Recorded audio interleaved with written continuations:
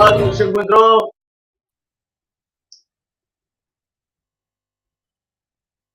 अभी तक G20 से जुड़ी G21 से जुड़ी चर्चाएं थमने का नाम नहीं ली। छोटे मोटे कुछ न कुछ हाथ से बाहर आते हैं। एक बात किसी ने ये भी बेटी कर दी कि चीन का जो डेलीगेशन था उसने अपना लगेज स्क्रीन कराने से मना कर दिया, बोला हम नहीं कराएं। और एक बात ये भी आती है कि कोई डिप्लोमेटिक गुफअप की वजह से या प्रोटोकॉल गुफअप की वजह से हमारे विदेश मंत्री और हाई कमिश्नर दोनों साउथ अफ्रीका में मौजूद होने के बावजूद हमारे प्रधानमंत्री जी को इंतजार करना पड़ा प्लेन में बैठ के। तो ये सब चीजें हैं, ये डिप्लोमेसी के साथ जुड़ी हैं और आती रहेगी कुछ न कुछ। तो आज हम चर्चा करने वाले हैं हमारे किम जोंग की। किम जोंग वो उत्तर कोरिया के सरमुख हत्यार हैं। बहुत घातक स्वभाव के वो धनी हैं और अगर किसी को कोविड हुआ तो कोविड और न फैले उसकी वजह से कोविड हुआ उसे ही गोली मार दो, इस तरह की सिंपल अंडरस्टैंडिंग के वो मालिक है। खैर हर सरमुख हत्यार में कहीं न कोई खूबी या कोई न कोई खामी तो होती है, हम देखते आए, अनुभव भी किया है। तो वो किम जोंग रशिया गए थे, हमने कल ही उसकी चर्चा की। 37 माइल 37 माइल्स पर आवर उतनी उनकी ट्रेन की स्पीड है, क्योंकि बुलेट प्रूफ ट्रेन है और 3 ट्रेनें चलती हैं एक साथ। डिस्पाइट दैट किम जोंग की ट्रेन को कोई आइडेंटिफाई नहीं कर सकता। साहब खाने के शौकीन है, इसीलिए ट्रेन जो अंतर प्लेन से 1.5-2 घंटे में कट सकता है और ट्रेन पूरा 3 दिन चली। बीच में उनको फ्रेश झींगा से लेकर हर तरह की डेलिकेसी परोसी गई। जब वो खाना खाते हैं तब उनके सामने नृत्य के सुंदर प्रयोग होते रहते हैं, ये भी एक इनकी विशिष्टता है। और ट्रेन के अलावा ये मुसाफिरी नहीं करते हैं। ये जो इनका रिवाज है वो उनके दादाजी से चला आता है। विमान में मुसाफिरी करने की इनके दादाजी को काफी बीक लगती थी, ऐसा कहते हैं। मैं नहीं मानता बीक लगती होगी, मगर विमान में नहीं मुसाफिरी करते थे। किम जोंग भी नहीं करते हैं। उन्होंने 3 ट्रेनें बना रखी है एक सरी की, और वो तीनों ट्रेन इस तरह से चलती है कि किम जोंग की ट्रेन को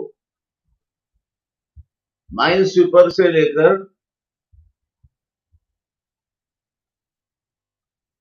किसी भी तरह के हमलावर के सामने बिल्कुल सुरक्षित रखा जाए। ये सब बातें पहले हम बता गए आपको,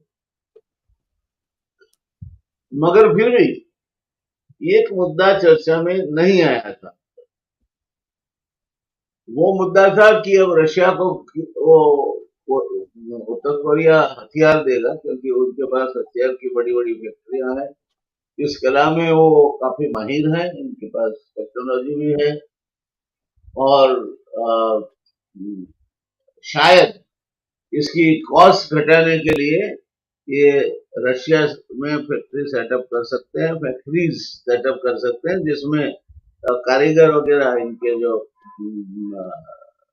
टेक्नीशियंस वगैरह है वो उत्तर कोरिया से जाएंगे, फैक्ट्री रशिया में लगेगी ताकि जितना हो सके उतना ट्रांसपोर्ट कम से कम करके ये इनकी जो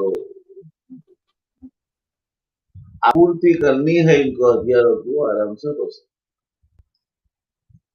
जहां तक हमारा सवाल है, हम करीब 2/3 हथियार रशिया से खरीदते हैं। रशिया ने अब हमें विनम्रता से ना बोल दिया है कि हमारे जो अभी स्थिति है उसमें हम आपको हथियार नहीं दे पाएंगे।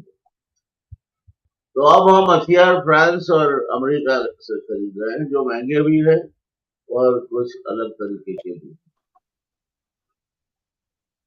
प्रश्न मेंटेनेंस का भी उठ सकता है, प्रश्न पार्ट्स का भी उठ सकता है।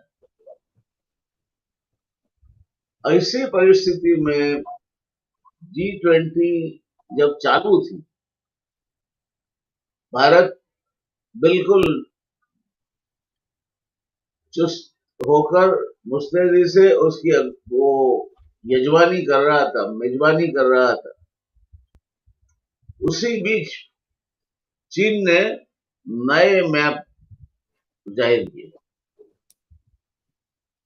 वो भी मैप भी कैसे, उनका जो एक बात आपको मैं समझा दूं कि चीन और भारत के बीच डिफाइन की हुई जो बाउंड्री चाहिए, सरहद चाहिए, वो नहीं है। आधा भाग में मैकमोहन लाइन है जिसको सरहद मान के चलते थे, और बाकी में लाइन ऑफ एक्चुअल कंट्रोल जिसका लश्कर जहां खड़ा है वही बाउंड्री है, वो मान के चला जाता है। हमारे नक्शे में हम अरुणाचल प्रदेश को अपना भारत का अविभाज्य अंग बताते हैं, ऐसा हमारे रक्षा मंत्री जी भी कहते हैं और इसे हमारे गृह मंत्री जी भी कहते हैं। तो वो भाग चीन ने अपने रिवाइज्ड मैप में, अपने जो पब्लिश्ड मैप में मैप पब्लिश किए उसमें वो तवांग, गलवान गलवान और अक्साई चीन को अपने भाग बता दिए, ये चीन के प्रदेश हैं। ऑब्वियसली हमें उससे तकलीफ हो सकती है। So we know unclear terms, इसको हमने खुलासा किया कि ये गलत है, ये भारत के अविभाज्य अंग है और हम इस तरह के नक्शों को कभी उचित और सही नक्शे नहीं मानेंगे। सामने चीन ने भी बोला कि नहीं मानेंगे तो हम मना के रहेंगे, ये हमारे प्रदेश है और हम जो करना है करेंगे, और करना है करेंगे वाली बात तो उन्होंने शुरू भी कर दी। श्योक और गलवा का जो प्रदेश है उसके ऊपरी भाग में 200 गांव का 200 घर का एक गांव उन्होंने बसा लिया है, जो अत्याधुनिक सहूलतों से लैस है।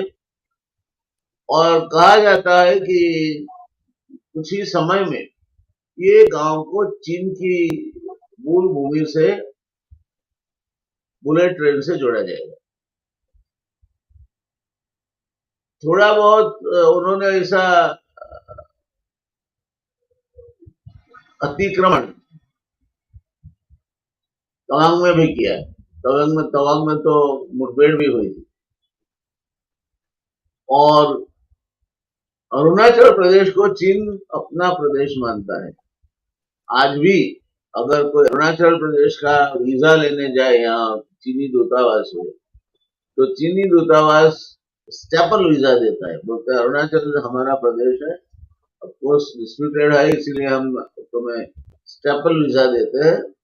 तो आपके पासपोर्ट में ठप्पा नहीं लगता, एक अलग पर्ची इसके साथ स्टेपल की जाती है और आपको अलग से वीजा मिलता है, क्योंकि चीन मानती है कि अरुणाचल प्रदेश ये हमारा खुद का प्रदेश है और वहां रहने वाले भारतीय नागरिक कहे जाने वाले लोग भी चीन के नागरिक हैं। वहां भी उन्होंने पक्के रोड बनाए हैं, कुछ मकान बनाए हैं और आने वाले समय में वो प्रवृत्ति बढ़ेगी, इस तरह के अंदाज है। ईश्वर बर्मा, चटगांव, हम्बनटोटा, गदर, वहां चीन अपने नेवल फैसिलिटीज प्रस्थापित कर रहा है। उसके सामने जिसका हमने बहुत बढ़ चढ़ के गुणगान किया था, वो ईरान का चाबार, वो चाबार हमारे पास से ईरान ने वापस ले लिया। ईरान में हम ऑयल एक्सप्लोरेशन करते थे, ईरान में रेलवे डालते थे, उसमें भी कोई बाधा आ गई। तो आज की स्थिति यह है कि चाइना जल और जमीन मार्ग से हमें घिरे हुए है। जहां तक उसकी हवाई सेना का सवाल है, वो तो है ही उनकी पास। तो China ready to go to war इस स्थिति में करीब करीब हमेशा रहता है। G9 के बाद शायद जो भी रिलेशन थे हमारे, जो संबंध थे चीन और भारत के, शी जिनपिंग यहाँ 3 बार आ गए, अहमदाबाद में साबरमती के किनारे बैठ के हमारे प्रधानमंत्री जी के साथ झूले झूले, और काफी मंत्रणा भी की। तो ये शी जिनपिंग आज हमारे उतने मित्र नहीं रहे, ऐसा लगता। हो सकता है मित्र उतने ही रहे हो, मगर ये मित्रता में कहीं वो कुछ ऐसे वैसे छोटी मोटी हरकतें कर रहे हो, वो हो सकता है। तो हम ये नहीं कहेंगे, ये कहने का काम जयशंकर का है कि कौन किसका दोस्त है, कौन किसका दोस्त नहीं है। और जयशंकर कब क्या कहेंगे, उनका 2-3 किस्सों में तो हम नहीं उसका ताग नहीं पा सके हैं। जयशंकर जयशंकर है। ये परिस्थिति में आज हम जाने माने सीनियर जर्नलिस्ट जो इकोनॉमिक टाइम्स ब्यूरो के लिए काम करते हैं अहमदाबाद, पूर्वांचल की भूमि से आते हैं, शिलोंग में बड़े हुए और गुजरात उनकी कर्म भूमि रही है, इसलिए गुजरात को भी अच्छी तरह जानते हैं। वो श्रीमान दुर्जोटी जी भट्टाचार्य एक वरिष्ठ पत्रकार है, और इसके अलावा काफी पढ़ते हैं। वैसे पत्रकारों को पढ़ना काफी चाहिए, तभी उनकी तलवार की धार पहनी रहती है। मगर आजकल पत्रकार को पढ़ना कई लोगों ने तो छोड़ ही दिया है, क्योंकि मालिक तय करते हैं, हेडलाइन कहीं और तय होती है और कॉपी उनको मिल जाती है। तो आजकल पत्रकारित्व करना कई लोगों के लिए, सबके लिए नहीं, तो कई लोगों के लिए एक कटपेस का जॉब हो गया है, और दुर्जोटी भट्टाचार्य जी उनमें नहीं आते। वो मेहनत करते हैं, मशक्कत करते हैं, कभी कभी ऑफिस भी जाते हैं और अच्छा काम करते हैं। इनकी सूझ जो है नॉर्थ ईस्टर्न बेल्ट के एरिया के लिए, क्योंकि वो वहां रहे हैं, वहां अभ्यास किया है, वहां बड़े हुए हैं, जुड़े हैं वो उस साल से, वो काफी काबिले तारीफ है। मैं नहीं मानता गुजरात में बहुत ज्यादा लोग ऐसे मिलेंगे जिनको हर गांव की परिस्थिति क्या है, वहां क्या किस स्थिति में लोग जीते हैं, उनकी साइकी क्या है, ये सब चीजें, उनके व्यवहार क्या है, रिवाज क्या है, वो मालूम हो। तो आज हम इन्हें हमारे दर्शक मित्रों के लिए इनवाइट करके उनके सामने ला सके हैं, उसके लिए दुर्जटी जी आपका हम तहे दिल से धन्यवाद शुक्रिया व्यक्त करते हैं। आप पधारे, हमारे शो को आपने एक नया ही डायमेंशन दिया है, और मुझे विश्वास है कि हमारे दर्शक मित्र जो है उनको इससे जरूर फायदा होगा। वैसे दर्शक मित्रों, अपने शो की जो रियल डिबेट का शो है, मैं दावे से कह सकता हूँ कि जिस तरह के जाने माने विशेषज्ञ हर क्षेत्र में और एक तरह से कहें तो काफी वैरायटी में हमारे स्क्रीन पर आते हैं। राज्य के टेलीविजन में तो नहीं आते, नई बात नहीं है, मगर देश के टेलीविजन चैनल्स पर भी उतने विशेषज्ञ एक ही चैनल पे आते हो, वो मैंने नहीं देखा। वो हमारा सद्भाग्य है कि उनका प्रेम हमें हमेशा प्रोत्साहित करता रहा। चर्चा की शुरुआत करते हैं दुर्जय जी। मैं ये पूछना चाहूंगा कि चीन ने जो नक्शे जाहिर किए, भारत ने उसका विरोध किया, क्या वो सही समय था? उस समय चीन ने नक्शे जाहिर कर दिए थे, एकाध वीक रह के आपने प्रॉपर डिप्लोमेटिक चैनल के तहत आप विरोध कर सकते थे। आप चीन के एम्बेसडर को बुला के अपना जो भी व्यू है और हमारी नाराजगी है, वो उनके तहत बेजिंग को कन्वे कर सकते थे, जैसे उन्होंने किया था। जब हमारी पार्लियामेंट में चर्चाएं हुई और किसी नेता ने गर्मजोशी में कहा कि हम अक्सर चीन है या कोई भी, हम आखिरी दम तक लड़ेंगे और उसको उठा के फेंक देंगे, हमारा प्रदेश हम ले आएंगे वापस। तब हमारे जो वहां के एम्बेसडर है, एलची है, ऐसा सुना गया है कि इनको बुला के चाइनीज गवर्नमेंट ने काफी तगड़ी फायरिंग दी थी और हमारे विदेश मंत्री को भागकर चाइना जाना पड़ा था और ये एश्योरेंस देना पड़ा था कि Bharat line of control, actual line of control cross नहीं करेगा, हमारा कोई इरादा नहीं है। और बात फिर घी के ठाम में घी गिर गया।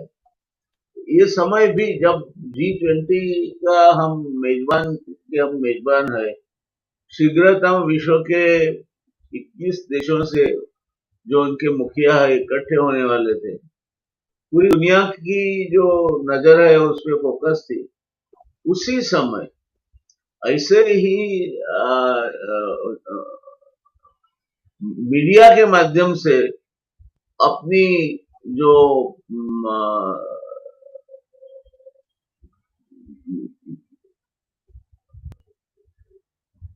इस बारे में खटास है, वो निकालने का क्या ठीक था, या the government would have waited? क्योंकि एक रीजन ये भी हो सकता है कि जिसकी वजह से शी जिनपिंग वो भारत नहीं आए। देखिए, इसके सीधे उत्तर देने से पहले मैं थोड़ा सा पीछे जाऊंगा। 2014 के पहले हमें बोला जाता था कि चीन के आंख में लाल आंख डाल के बोला जाना चाहिए, ये नसीहत सरकार को दी जाती थी। खैर, उम्मीदें बंधी और उम्मीदें बढ़ी, लेकिन जब 2014 के बाद आई तो हमने देखा कि ग्रीटिंग स्टाइल जो है वो 3 इडियट मूवी से सीखा गया है। तो जाहिर है कि आप झुकते चले गए, वो झुकाते चले गए, आप गले मिले तो गलवान हो गए, फिर डोकलाम हो गया, एक के बाद देख होता रहा। और अब our responses has not been consistent. I mean, Galwan mein, our army has defended, our defense forces done the best that they could, but diplomatically we have not been very effective at all. Number one.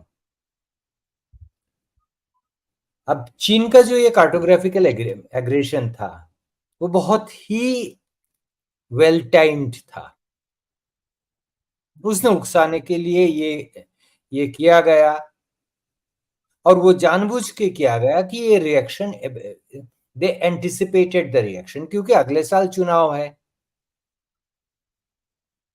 तो फिर वो लाला आंख में लाला डालने की भाषण की मौसम है, तो इसमें तो देर नहीं हो सकती।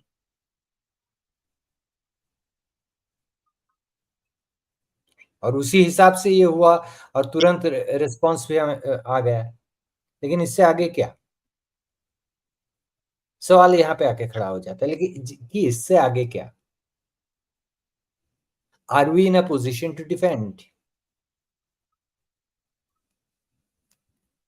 अब ये सवाल के जवाब हमें ढूंढना है, क्योंकि चीन की जो बिहेवियर रहा है, एक तो salami slicing that has been happening, वो रूलिंग डिस्पेंसेशन के एमपीज, लद्दाख के एमपी बोल चुके हैं, अरुणाचल से ये रिपोर्ट्स आ रहे हैं कि सलामी स्लाइसिंग हो रहा है। अब अरुणाचल के बॉर्डर में पीएलए का जो स्टैंड है वो पहले से काफी ज्यादा हार्डेंड हो गया है, so they are way more aggressive that side. दूसरी इंटरेस्टिंग बात ये हो रहा है कि अब इंफॉर्मेशन फ्लो जो है वो भी सेंट्रलाइज हो गया है, जबकि पहले जो अरुणाचल के ट्राइबल्स जो शिकार करने के लिए कभी कभार एलएसी जो मैकमोहन लाइन है वो क्रॉस कर जाते थे, they would cross, Hunt for couple of days and come back, तो पीएलए गार्ड्स भी बहुत ज्यादा इनको तवज्जो नहीं दिया करता था। अब इनके स्टैंड्स बहुत सारा हार्ड हो गए हैं, और अगर कोई पकड़ा जाता है तो पहले वो लोकल लेवल से पता चल जाता था, लेकिन अब ये अनाउंसमेंट दिल्ली से होता है। सो गांव की खबर जो है वो गांव से ईटानगर नहीं आती है, दिल्ली से ईटानगर आती है। तो हमारे सिस्टम्स जो है वो भी बदल रहा है ना। ये चेंजेस जो है ये कितना असरकारक है वो तो वक्त ही बताएगा, वो हमें देखना पड़ेगा।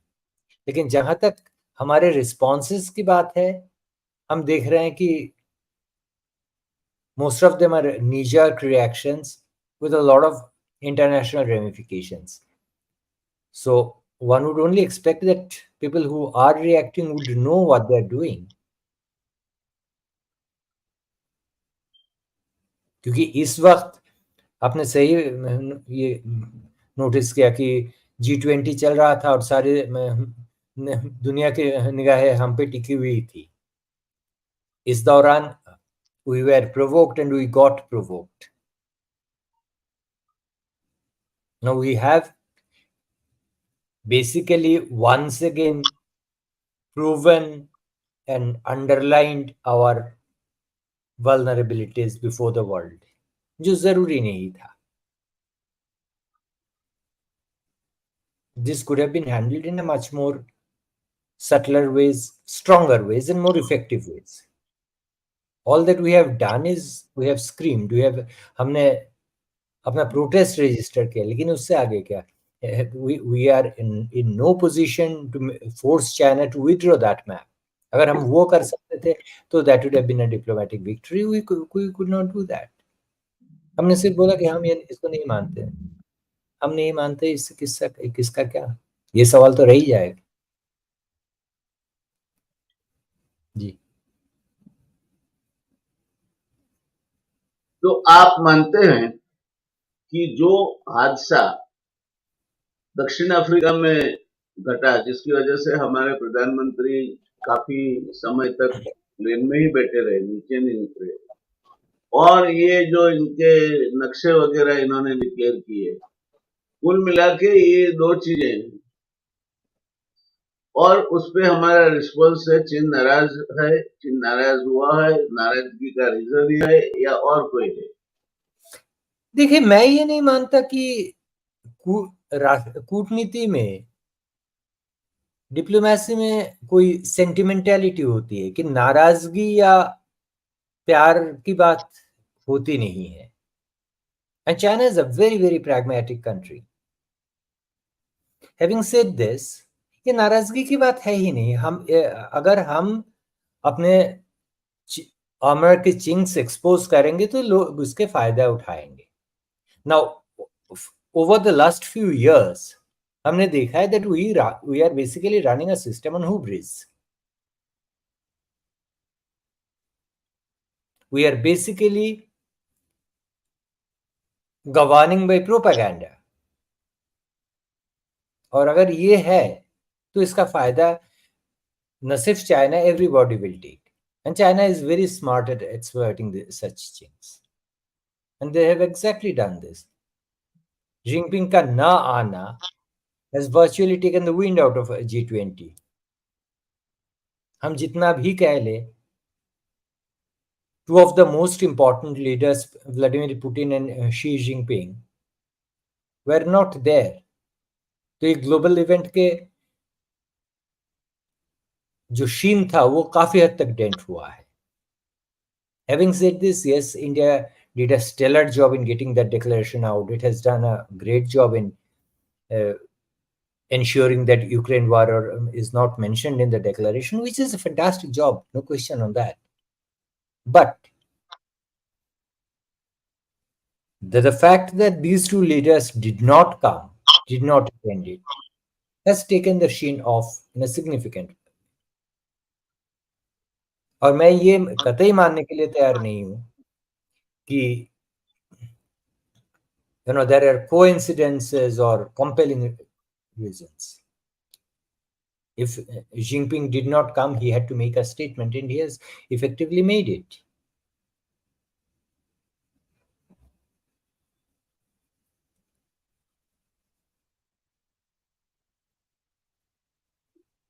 उसका मतलब ये हुआ कि आने वाले समय में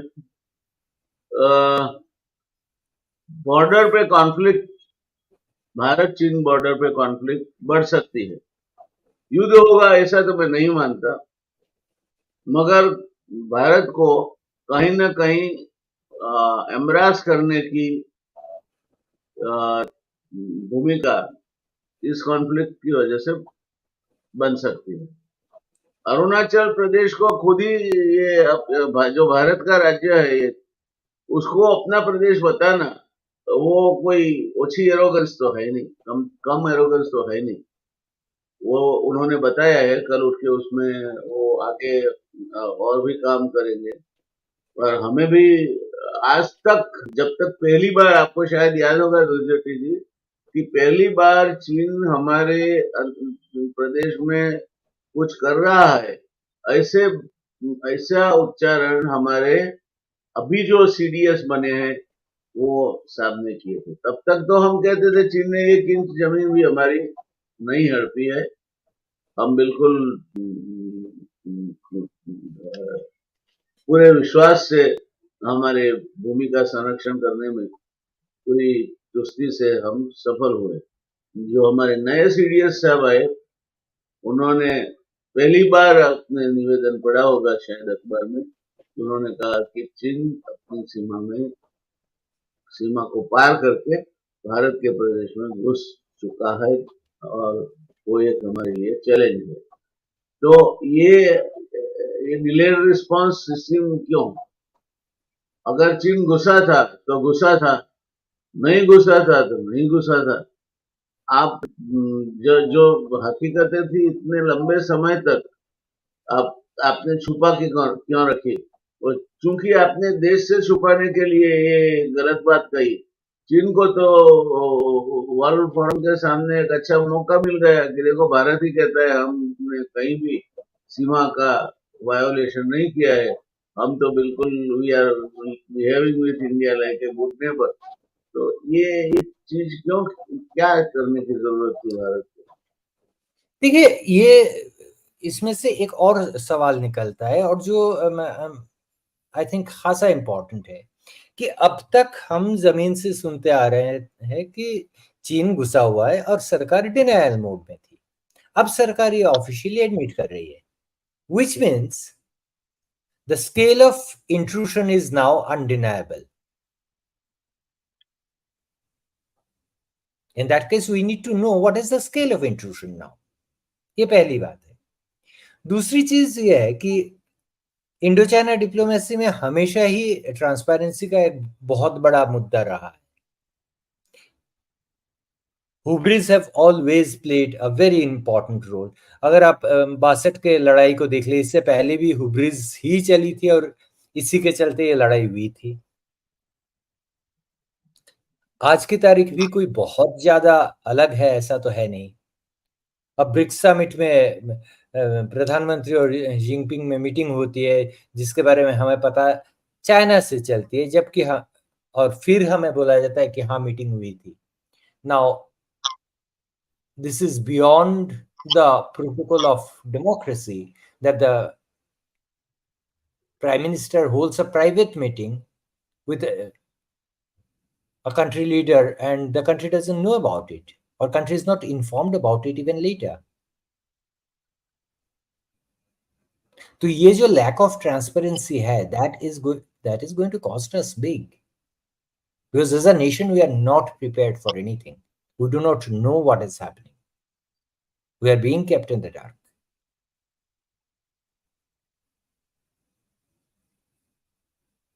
So इन सवालों के जवाब तो या तो हमें इनके जवाब मिलेगा या फिर जवाब भुगतना पड़ेगा. I'll only leave it to the time right now to find out what is waiting for us.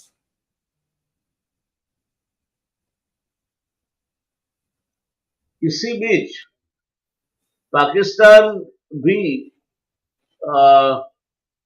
आर्थिक मुद्दों पे काफी तकलीफ में था और ये तकलीफें दूर करने के लिए सऊदी अरब से लेकर यूएस से लेकर चाइना तक के देशों ने इनको मदद की है।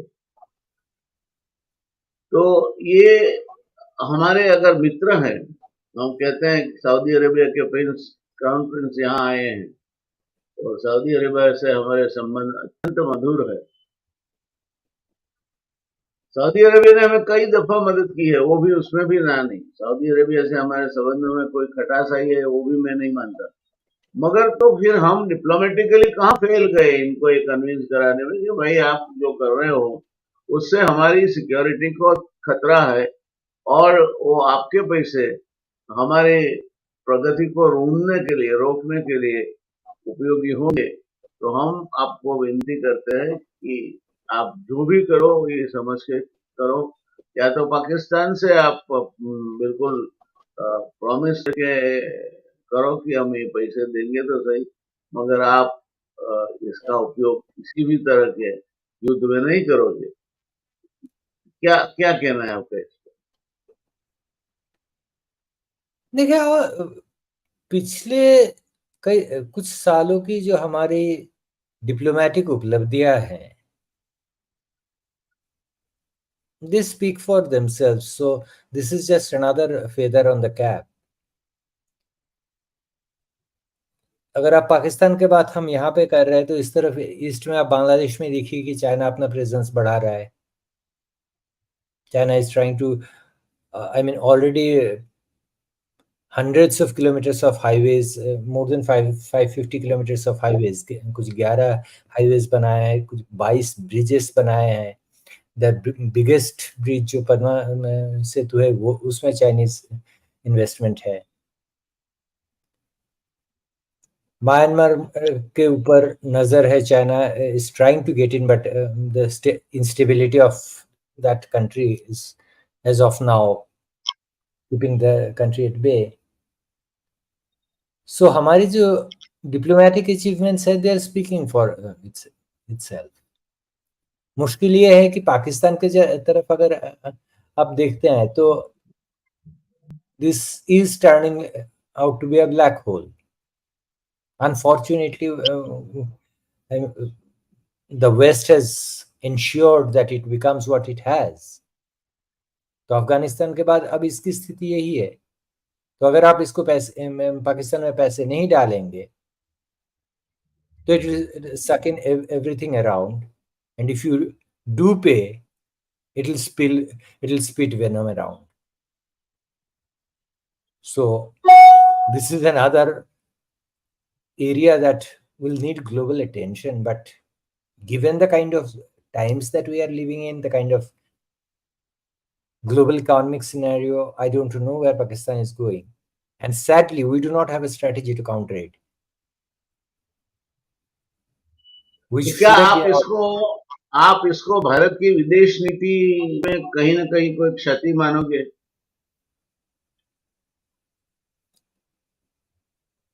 या ओवरऑल भारत की चाइना पॉलिसी में कहीं क्षति मानोगे? देखिए, मैं पहले ही बोला था कि हम एक जमाने में सरकार को नसीहत दिया जाता था कि भाई चीन के आंख में लाल आंख डाल के बोलना पड़े होगा, और जब खुद की बारी आई तो थ्री इडियट्स से ग्रीटिंग सीख लिए। तो अगर ये है तो डिप्लोमेसी तो वहीं पे जाके खत्म हो जाती है। We have not heard a single strong sentence on China ever. Parliament में कभी the responsible ministers have not even once accepted कि China has entered Indian land. जबकि वहाँ के elected members kept on screaming that China is already in our land. China is slicing out our land. इतना डर क्यों? और अगर ये डर नहीं है, अगर ये डिप्लोमेसी है, then what kind of a diplomacy is this?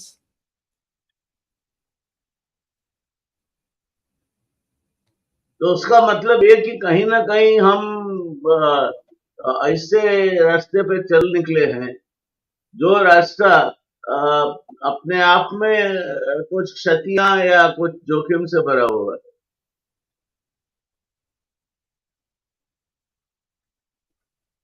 देखिए, जहां तक मुझे दिख रहा है कि हम एक अद्भुत ऑस्ट्रिच मानसिकता का विकास कर रहे हैं, जहां पे हम वही सीना थपथपा के ऑल इज वेल बोल के चल रहे हैं। नाउ ऑल इज वेल और सीना थपथपाना works up to a level, but after that, no, it doesn't. The problem is we are not ready to understand that it will not help us in the long run, and we are not doing anything to prepare ourselves for it.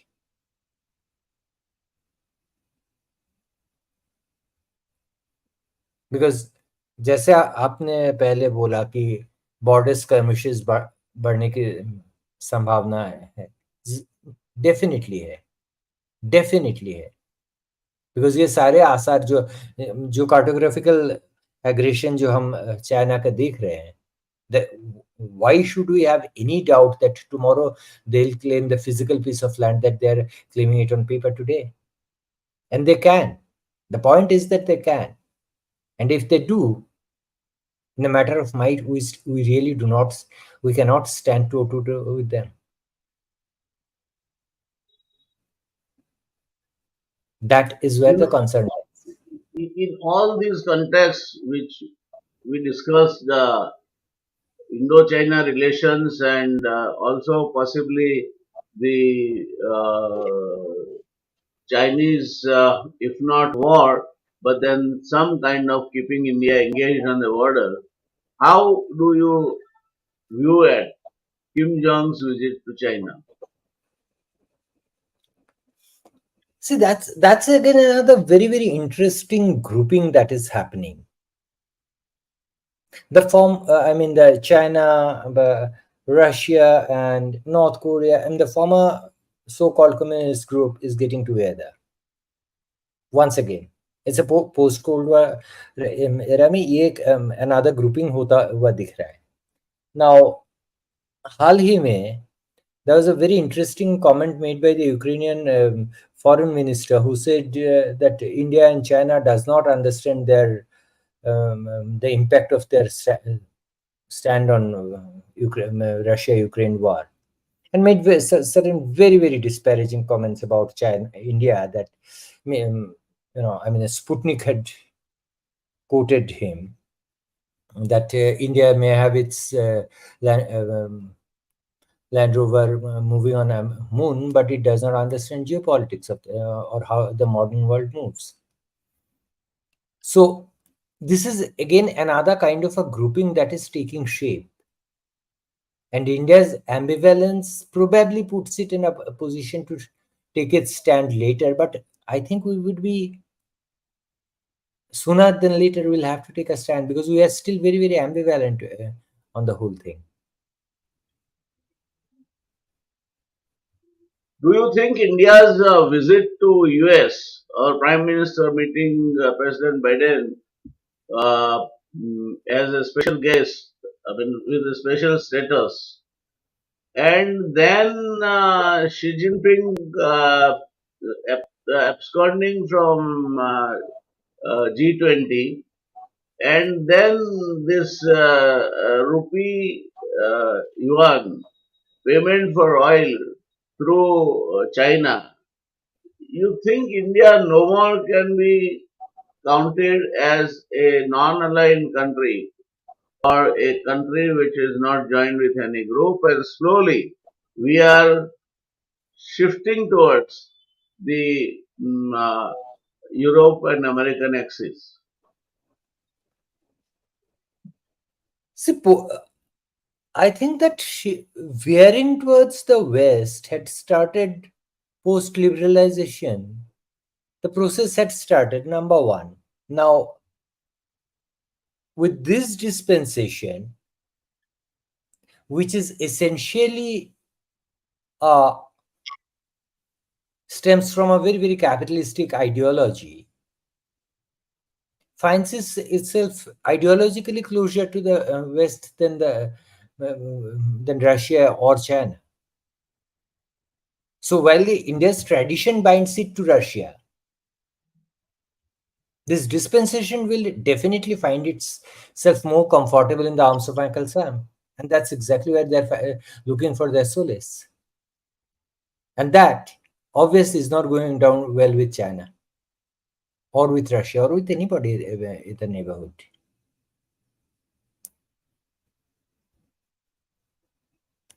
तो आप मानोगे कि we are slowly but steadily shifting towards America, and we would eventually end up in American lap?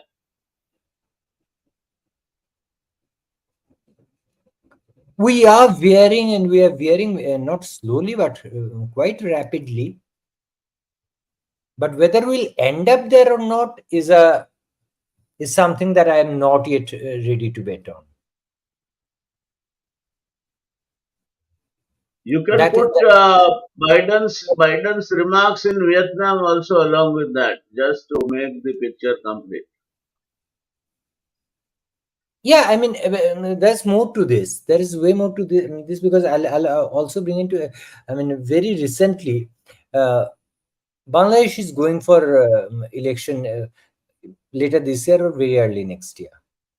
Now, European Union and America is pushing for a so-called free and fair election, which would mean the BNP and the Jamaat Islami being participant in the whole thing. Now, we all know that neither of the parties are good for India in any way, and US has been pushing it very, very hard. So is European Union. So recently, India had conveyed its concerns to United States that pushing Bangladesh too hard would push the country towards China. So we are giving out, I mean, as a country, we are also giving out signals of our preferences and where we would like to be. And that is definitely not on the Chinese bloc for sure. But US's certain statements and actions are also not very encouraging for the dispensation at this point. So I think that somebody will have to do a course correction if things have to move on.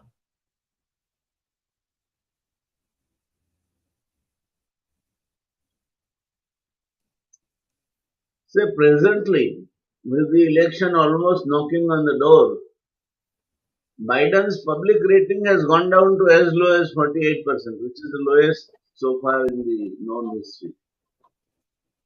Now, there is an additional problem now that his son, Hunter Biden, is convicted for gun offense, keeping the weapon without appropriate permissions and all that.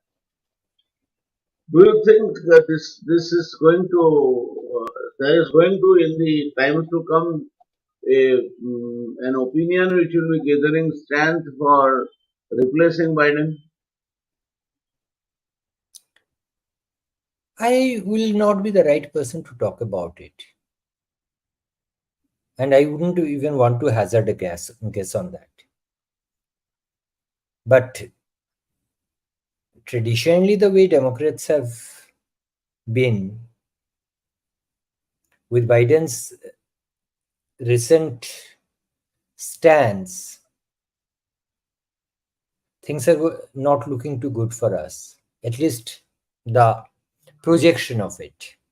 The business part remains a very different story altogether.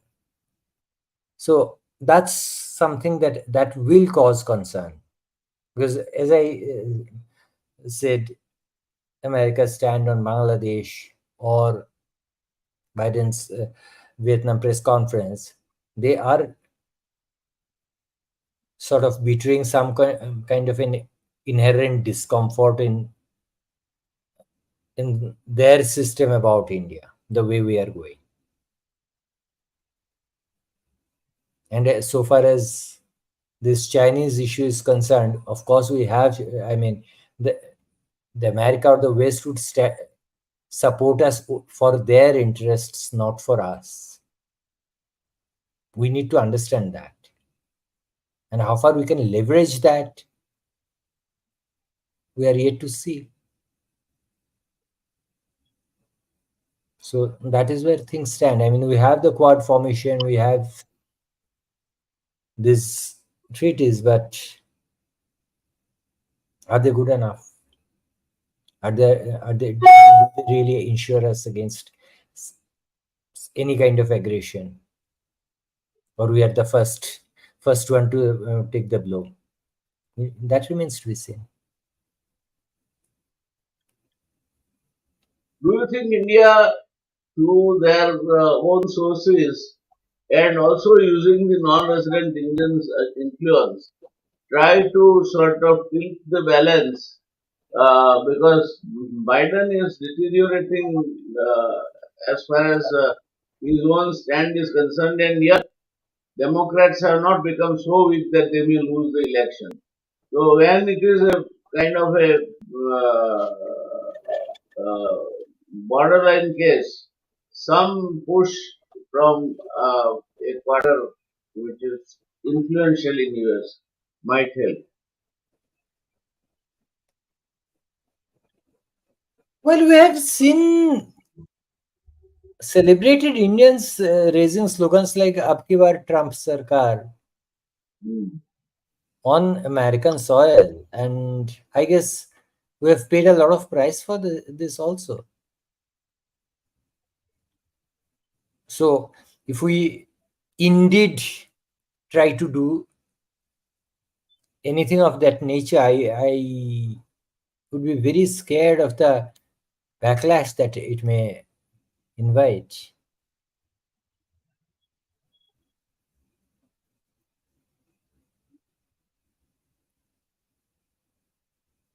So you mean to say that G20, as far as Indo-China relationship and Indo-China policies are concerned, has not ended with very happy news? No, it hasn't. Certainly, it hasn't. G20 was a big success. I mean, as an event, this was a great success. Great. An annual event passed off without any major event. We did not have much hiccups except the flooding of the venue. And the baton has been passed. That's over. But achievements, the only achievement that I see is the declaration that where India managed to keep Russia-Ukraine war out of it. But that's about it. That is where it ends. My final question to you about the declaration.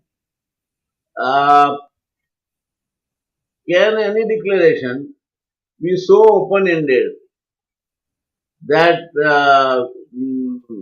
G20 this time has what they call New Delhi Declaration? There are no targets, no time limits. Specifics would invite accountability. I think that would be my answer to this. Any specifics would invite I accountability. agree. I fully agree. But then that means that all this halagulla you are doing is not for account, or either not you are not confident about the accountability.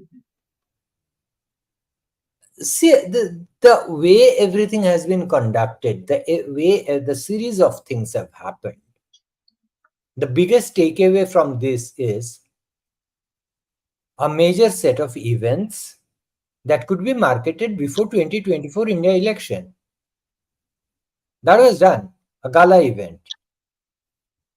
Expecting anything more than that, I do not see any reason why we should be expecting anything more than this. At least I don't expect never expected anything more than that.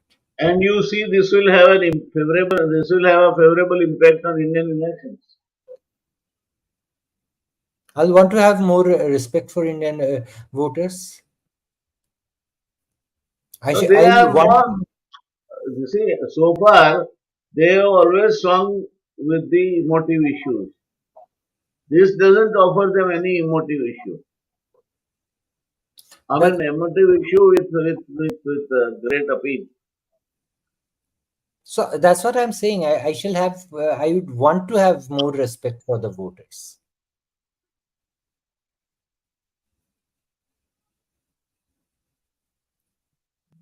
So you feel it will have impact on Indian voters.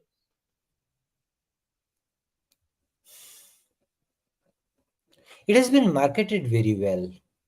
Now, how far it sells is something that we need to see. Right. And the marketing has been grand as ever. Whether it has been sold or not, let's see. Yes, looks like, yeah, I would tend to agree with you. So I think the time is ticking away, and the watch tells me that I should now wind it up. Leave better part of some of the issues to discuss next time when we meet. So thank you very much, Bhattacharya, Thank you, sir. for your kind appearance and also dealing with the subject dexterously. We are sure our viewers must have enjoyed this discussion. So thank you so much, and we will lean upon you many more times to explore and I would say mine your knowledge. Like water mining, if it could be used, then knowledge mining also could be involved. So we will not leave any stone. Thank you so much, and Shubhratri. Thank you. Shubhratri.